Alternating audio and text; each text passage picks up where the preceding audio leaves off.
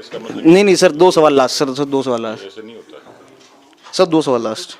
करना चाहिए। मैं एक नेशनल पार्टी का अध्यक्ष हूँ, बिल्कुल मेरी सर। अपनी मर्यादा है। बिल्कुल सर। ये लोग सुन रहे हैं, इनको ये भी नहीं पता, मैंने परमिट कर दिया। हाँ इसका मतलब नहीं कोई 20 सवाल पूछोगे, ये थोड़ी होता है। सर, सवाल तो सर यही थे जो मुद्दे के थे। 20 सवालों से शुरू करें। इस बार बीजेपी में दो खेमे या कह ले चार खेमे।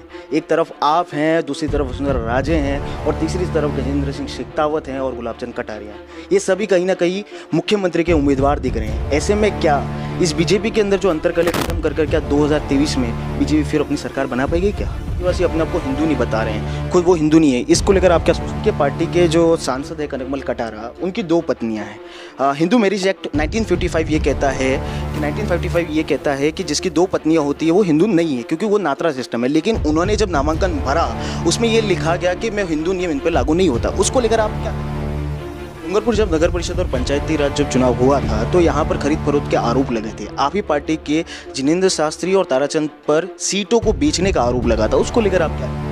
जैसे के गुप्ता साहब पर लौटूंगा। के गुप्ता जी भारतीय जनता पार्टी में हैं, लेकिन डूंगरपुर के छोटे मोटे कार्यक्रमों में वो मौजूद नहीं रहते हैं। आज आपके कार्यक्रम में वो मौजूद हैं, लेकिन क्या भारतीय जनता पार्टी के गुप्ता को नहीं बुला रही है? के गुप्ता भारतीय जनता पार्टी के पास में नहीं जा रहे? क्या आखिर इन दोनों में क्या है? टीएसपी एरिया में एक ओबीसी अधिकार मंच है, वो लंबे समय से उठ रहा है। और हाल ही में आप ही के जिला अध्यक्ष प्रभु पंड्या ने एक लेटर लिखा था आपको, जिसमें लिखा था ओबीसी के आरक्षण की मांग को लेकर। उनका ये कहना है कि राज्य में ओबीसी को आरक्षण है, लेकिन टीएसपी में ओबीसी को आरक्षण नहीं है। अब ऐसे में कहीं ना कहीं उनको बीटीपी के जो विधायक है राजकुमार रूद, वो ये कहते हैं कि आपकी मांगों को हम मनवाएंगे। ऐसे में कहीं ना कहीं वो बीजेपी की तरफ से जा रहा है। अभी जाते हुए वोट बैंक के ओबीसी को आप किस तरह से रोकेंगे?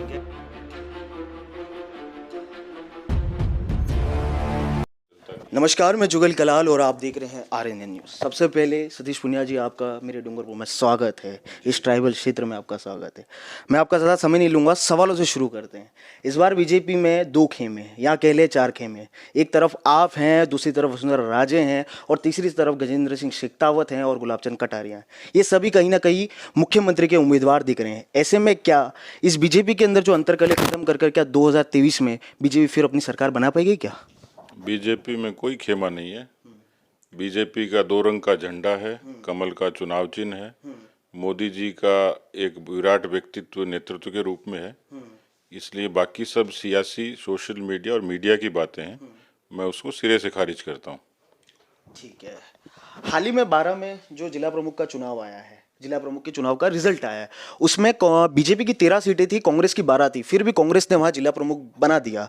कहीं ना कहीं ये कह सकते हैं कि बीजेपी में गुटबाजी स्पष्ट है।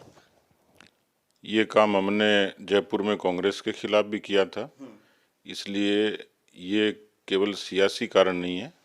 इसकी अभी पूरी तय तक जाएंगे और उसके बाद कोई निर्णय करेंगे, फिर कोई बयान देंगे। ठीक है। जैसे कि क्या ये तय माना जाए कि अगली बार के सीएम के उम्मीदवार आप हो सकते हैं? मैंने कहा ना कि पार्टी का संसदीय दल तय करेगा कौन होगा। ठीक है। खुद के बींद बनने से कोई बींद नहीं बनेगा।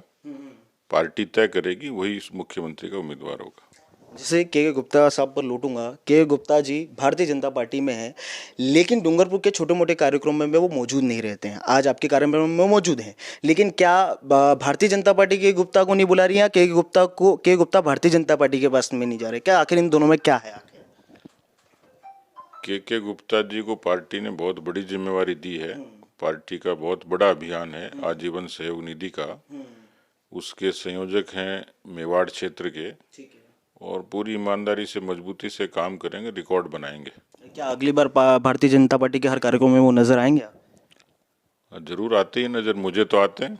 आपको आज आप आए हैं तो आप नजर आए। ठीक है। नहीं, मुझे मिलते हैं वो उदयपुर में भी, जयपुर में भी। ठीक है। डूंगरपुर जब नगर परिषद और पंचायती राज जब चुनाव हुआ था तो यहाँ पर खरीद फरोख्त के आरोप लगे थे। आप ही पार्टी के जिनेंद्र शास्त्री और ताराचंद पर सीटों को बेचने का आरोप लगा था। उसको लेकर आप क्या कहेंगे? पुरानी बात होगी, उसमें कोई ज्यादा सच्चाई नहीं थी। पार्टी के लोगों से बात होगी।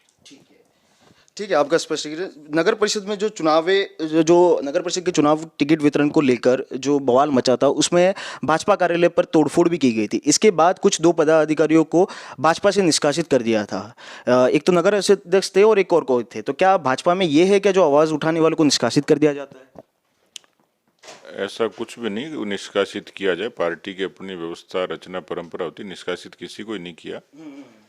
और जो वहाँ के लोग रिपोर्ट देते हैं उसी के हिसाब से कोई कार्रवाई करते हैं। ठीक है।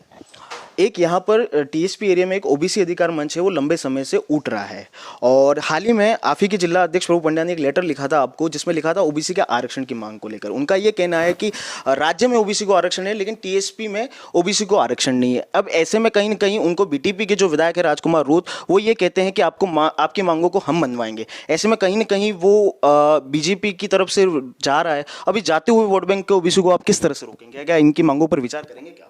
ये संवैधानिक और कानूनी पहलू है, उसकी सत्यता की जांच करेंगे, फिजिबल होगा तो आगे बात करेंगे। ठीक है। और अगले सवाल पर फिर लौटता हूँ मैं। जैसे कि एक मुद्दा जो काफ़ी चर्चा में है कि जो काफ़ी चर्चा में चल रहा है कि आदिवासी अपने आप को हिंदू नहीं बता रहे हैं, खुद वो हिंदू नहीं है। इसको लेकर आप क्या सोचते हैं? भारत की सनातन धरती है और यहाँ जो पैदा हो गया वो सब हिंदू हैं। ठीक है।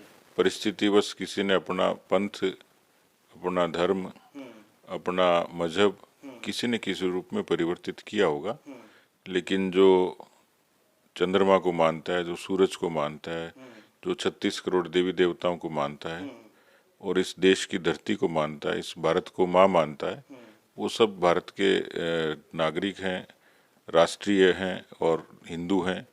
इसलिए इसको विभाजित करने की कांग्रेस की सियासी चाल रही है, क्योंकि वोट बैंक के रूप में विभाजित करने का अपना एजेंडा रहा है। भारतीय जनता पार्टी और तमाम जो राष्ट्रवादी संगठन है, उनका सबका ही मानना है कि जो हिंदुस्तान में जाया है वो हिंदू है। ठीक है। लेकिन आप ही के पार्टी के जो सांसद है कनकमल कटारा, उनकी 2 पत्नियां हैं। हिंदू मैरिज एक्ट 1955 ये कहता है कि जिसकी 2 पत्नियां होती है वो हिंदू नहीं है, क्योंकि वो नात्रा सिस्टम है। लेकिन उन्होंने जब नामांकन भरा उसमें ये लिखा गया कि मैं हिंदू नियम इन पर लागू नहीं होता। उसको लेकर आप क्या कहेंगे? ऐसा है कि अलग अलग समाजों की कई पुरातन परंपरा है जिसका निर्वहन वहाँ समाज करता है और वो इस समय निर्वाचित प्रतिनिधि हैं, उसमें एफिडेविट देना पड़ता है, जनता भी उस पर मोहर लगाती है। इसलिए मुझे लगता है कि ये बिना बात का विवाद है। ठीक है, बिना बात का विवाद है। कुछ 22 साल पहले आपका एक लेटर जो सामने आया था मीडिया में, इस पे काफ़ी चर्चा भी की गई थी। उसमें ये था, क्या होगा? नहीं, एक सवाल 2-3 सवाल और सर। लोकसभा, इतना कोई नहीं होता है सर 2 सवाल सर, लास्ट 2 सवाल पूछूंगा सर। तो ये उदारता से आपको बुला लिया इसका मतलब नहीं सर, 2 सवाल लास्ट सर 2 सवाल लास्ट ऐसा नहीं होता सर, 2 सवाल लास्ट। करना चाहिए। मैं एक नेशनल पार्टी का अध्यक्ष हूँ, बिल्कुल सर, अपनी मर्यादा है। बिल्कुल सर। ये लोग सुन रहे हैं, इनको ये भी नहीं पता, मैंने परमिट कर दिया। हाँ इसका मतलब नहीं कोई 20 सवाल पूछोगे, ये थोड़ी होता है। सर, सवाल तो सर यही थे जो मुद्दे के थे। 20 सवाल हो गया और आधी घंटा हो गया, ऐसे थोड़ी होता है।